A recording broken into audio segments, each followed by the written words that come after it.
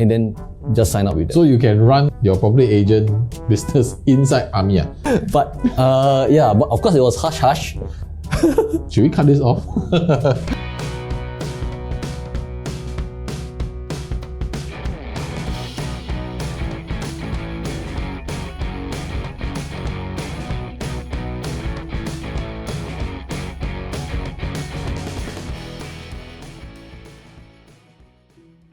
Hi, this is Edmund, your real estate insider, and today we have a very special guest with us, and he's Samuel. Hi, hello. My name is Samuel. I'm the father of 2, and soon to be a father of 3. Okay, why 3? Because currently Joey, my wife, is pregnant, and she's actually due in 3 months' time. Right, so in this episode, we're going to uncover behind the lens of what goes behind the scene as a property consultant and everything that you need to know in the area that they are serving you as a homeowner. Alright, and with that, let's go. Alright, so Samuel, maybe you can share with us a little bit about yourself. Yeah, so okay, I've been in this business since 2006, and mainly my focus is in the East Coast area. Okay. Yeah, because why? Because this is the area which I'm most comfortable, most familiar with. Most familiar with. Yeah. Alright, so once an Easterner, always an Easterner. Yeah. See, I'm That's also right. an Easterner thing. Okay. So how do you, what's the compelling reason that you like the East so much? So, as a child, I've always only seen HDB houses. So when I actually went to East Coast and then we were walking around the East Coast, and then I saw that there are actually houses that are not HDB. So when I was young, I was very intrigued. So there are other houses. So that's where my curiosity grew. So maybe, Samuel, you can share with the audience a little bit like something that we should know you about that maybe a lot of other people don't know. Okay, I actually like to play soccer a lot until about 10 years back. So I actually injured my knee, and because of that, I tried to play soccer again. I injured again that, and then finally I decided to hang up my soccer boots lah. 举白旗. Correct. 举白旗, white flag. Yes, finally, yes. Yeah, knee injury. It shows your age. I see. So what makes you choose just specifically residential, and how do you actually stand out in this line? Okay, how did I actually come about choosing residential only? Because it was something that Jack Ma said, when you're in your 40s, don't try to do everything. Try to do what you're strong in. Yeah, so that what got me thinking. So I decided, okay, I wanted to just focus on residential. So for you as a family, okay, how did this help you to plan your residential route?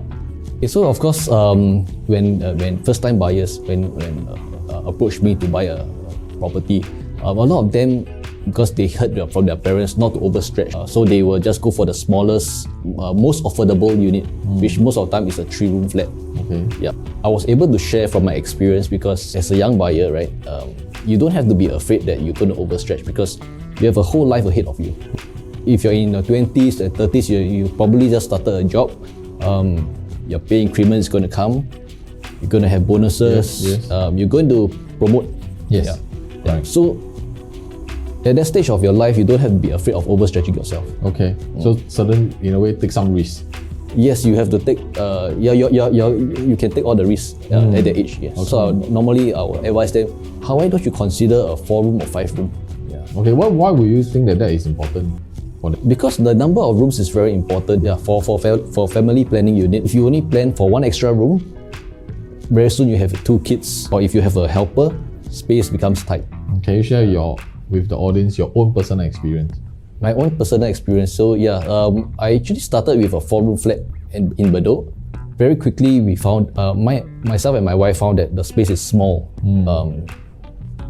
We don't have enough space for the kids to run around. Okay. Yeah. So 4-room flat, which is about 90 square meters. Yeah, we don't have actually a proper dining area. Our dining area is in the kitchen. Especially when you have kids in the stroller. Not stroller. The learning the walker. Yeah, that one already take out a lot of space. Plus your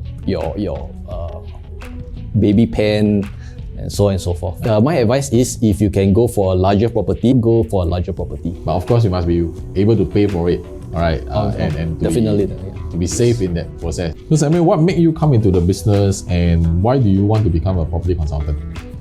Okay, what made me come into the business is I actually signed on with the army.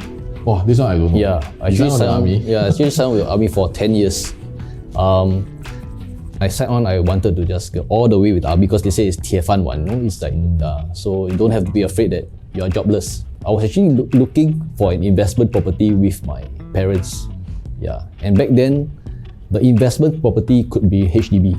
We didn't have the cooling measures back then. Okay. So although my dad was staying in a private property, he could still buy a HDB. Oh, and the previous ruling was different. That's, Yes. I was going around looking at properties and I thought it was quite interesting looking at the different properties. So then that sparked me. And why not have this as a second career?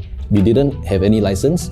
You could just go to any property agency, then just sign up with them. So you can run your property agent business inside army. Okay, that was actually what I did. But but of course it was hush. Yeah. Should we cut this off? Okay. Anyway, this is in the past. Okay. So I was also thinking of my second career, right? What should I do after army? I can't possibly join another army. Yeah, there's no competitors. So it came down to two choices, two career paths. One is insurance and then the other one is property. So at that time, when you're 20-ish, you have a lot of friends who are insurance agents. They always ask you for coffee. You lose those friends. You're quite hesitant to go out coffee with them. So it's quite naive. So that's also why I chose to be a property agent. But what is one aspect of you personally that is very relatable to the business? Very relatable to the business. Okay, so chances are that I think if someone were to approach me with a property concern, I can easily relate his or her situation to one of my previous clients. And why is that so? Why is that so? Because of my vast experience. Many years. For my many years of experience in this field. So chances are, I will have something that I can relate to a previous client situation as well. Okay. Samuel, share one unique story, experience or memorable experience that you have with your clients so far in the business. Okay, one of my most memorable experience is, unfortunately, it's always those difficult clients that makes you grow and makes you learn the most. The difficult clients are the one. Yeah. After selling this house, the buyer was trying to claim from me, was trying to claim from the seller a missing shower door. After she took possession of the house, right? It was a private property. So she asked about the missing shower door. And back then I was actually quite a new agent, and so I was trying to solve this problem, you see. But the seller said it wasn't there to begin with.